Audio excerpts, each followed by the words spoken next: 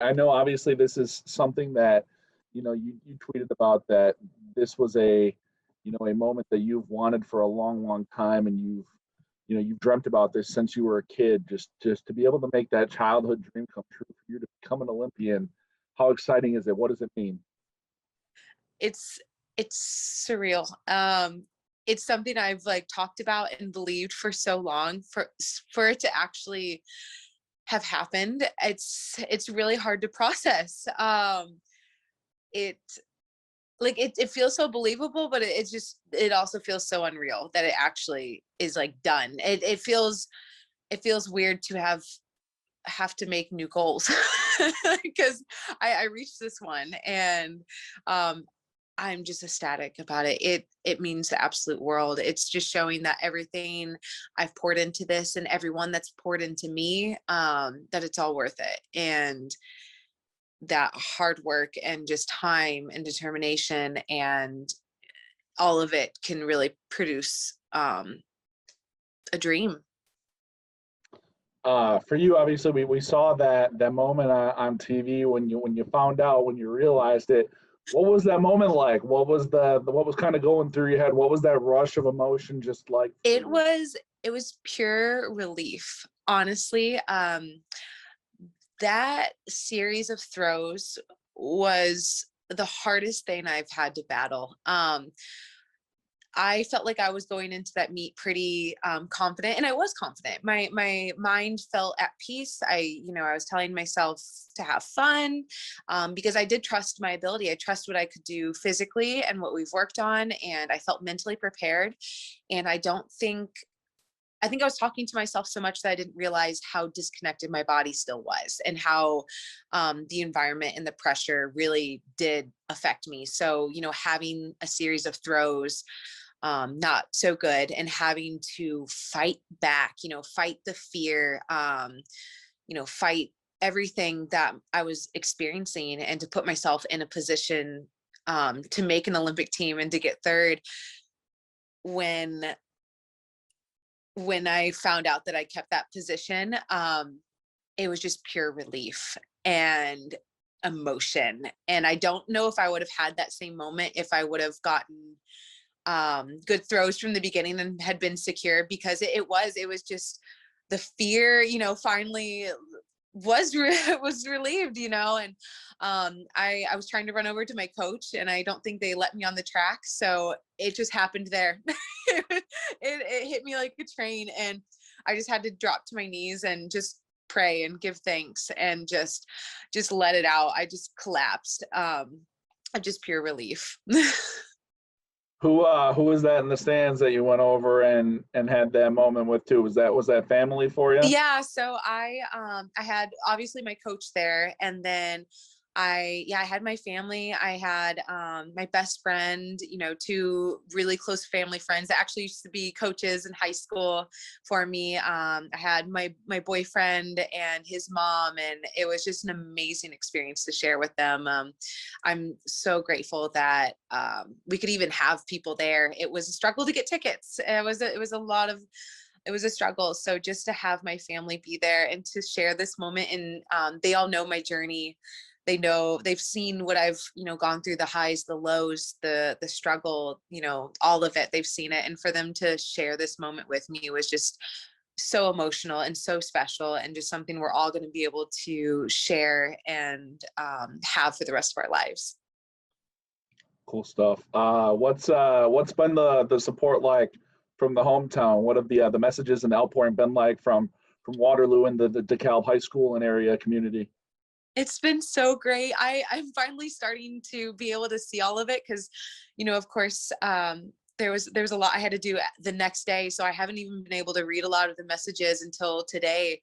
And oh my gosh, I love it all. I'm so grateful to have so much love and support, and I'm doing my best to, respond to all of it, because I feel so loved and supported, and I want people to feel the love and appreciation I have back for that. And I've just been told that everybody in the hometown is going crazy and just so excited for me. So that just like warms my heart. And I wish I could be there to experience it with them, with everybody. But just hearing about it and just the outreach that I've gotten is just so encouraging and just really makes me feel very special. I was gonna say, do you almost kind of does it? I mean, you kind of mentioned it warms your heart a little bit, but is it kind of cool to know you're Northeast Indiana's Olympian right now?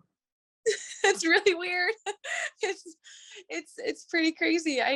Yeah, I guess so. And it's also interesting to be one of like the first Olympians because I am on the first day. So I'm like one of the first couple like US Olympians, and that's really special.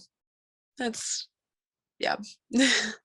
When you get to do that march into the stadium in Tokyo, what do you feel like that moment's going to be like? Do you think it's going to be everything you've ever dreamed of?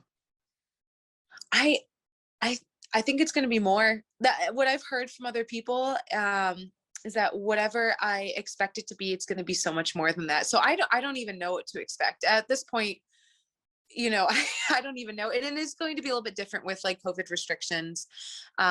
So they're gonna have some different things, but I'm just excited to experience whatever we can. And it's all a new experience for me. So I don't feel like I'm missing out. I get to experience this all regardless. And I I think it's gonna be more than I can even imagine. And I'm going to do my best to really live in the moment and soak it all in. For you, obviously, like you mentioned, you're going to be one of the first ones to compete and everything like that. What's kind of the next steps for you? What are you doing here over the next couple of months to get ready and to continue to try and hopefully find your place to a podium at some Right. point?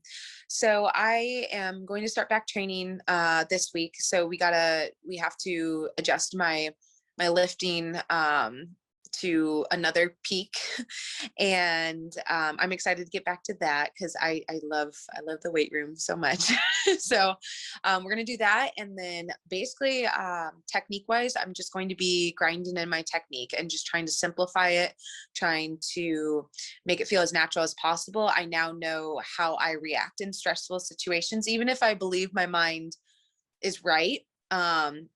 There can be still a disconnect to the body, and just now taking that experience and applying it to what I may experience at the Olympic trials to make sure that doesn't happen and I can compete at my best. And yeah, so a lot of practicing, a lot of repetition.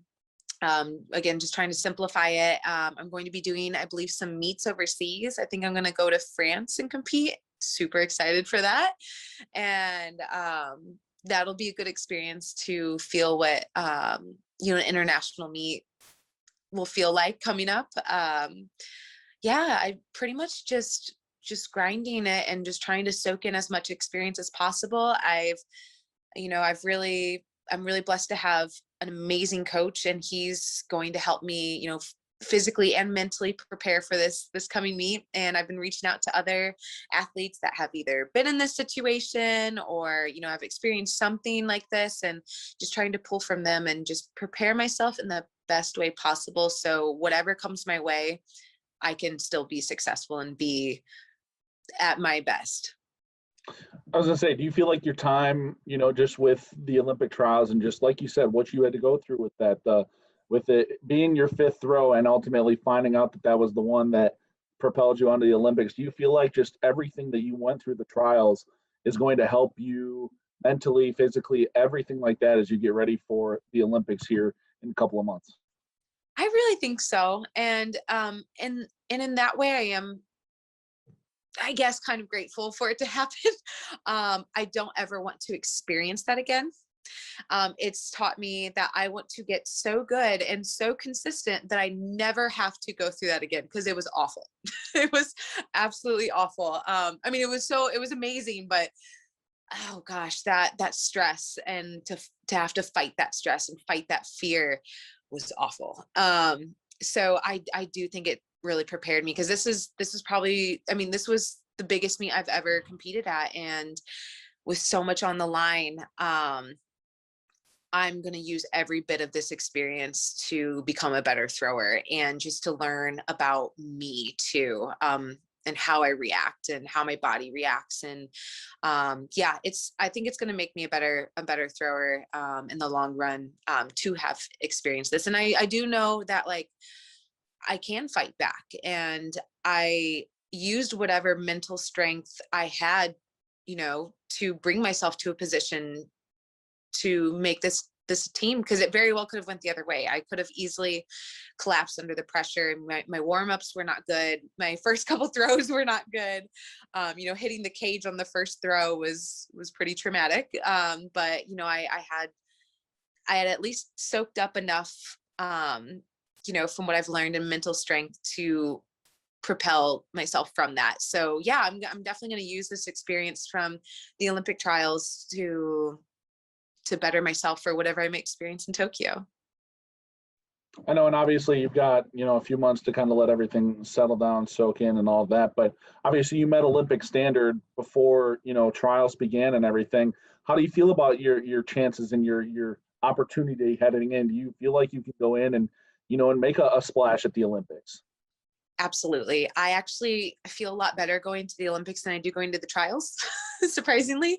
And I think it's because I have nothing to lose. It's my first time there. And I really believe, most of the time throwers throw best when there's just, you're just throwing to throw far and, just relaxed. And I'm just going to be swinging for the fences. I have absolutely nothing to lose. I am there to disrupt people.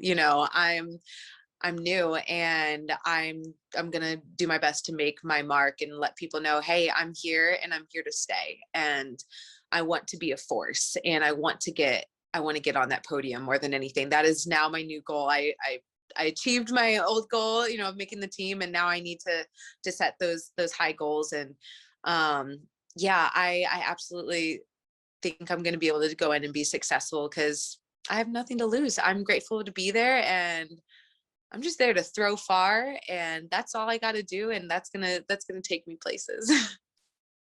Last one from me. You kind of mentioned it a little bit, but just looking back on your journey from small town Waterloo, Indiana, to IPFW, to Auburn, and now on to your sport's biggest stage.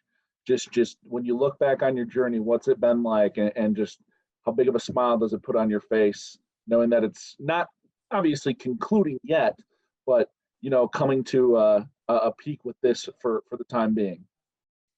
It's a lot. It's crazy. I've always been blessed to be a pretty good athlete, and I just wasn't able to ever kind of get myself on that elite level. I never was best in the nation. I never was a first team All-American. Like I've made it to the national level, but I was never a superstar. So, it's just constant fighting. And I feel like there had always been something special inside me.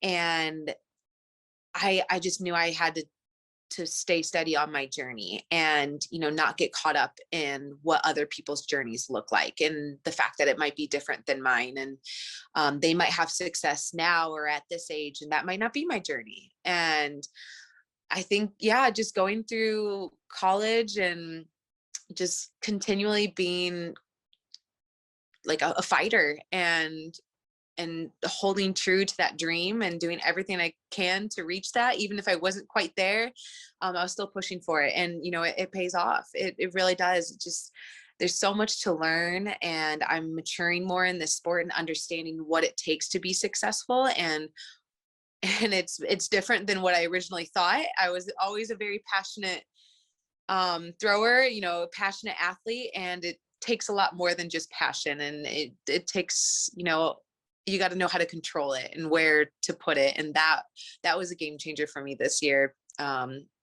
Just learning that it's not just 110%, it's putting those percentages in the right categories.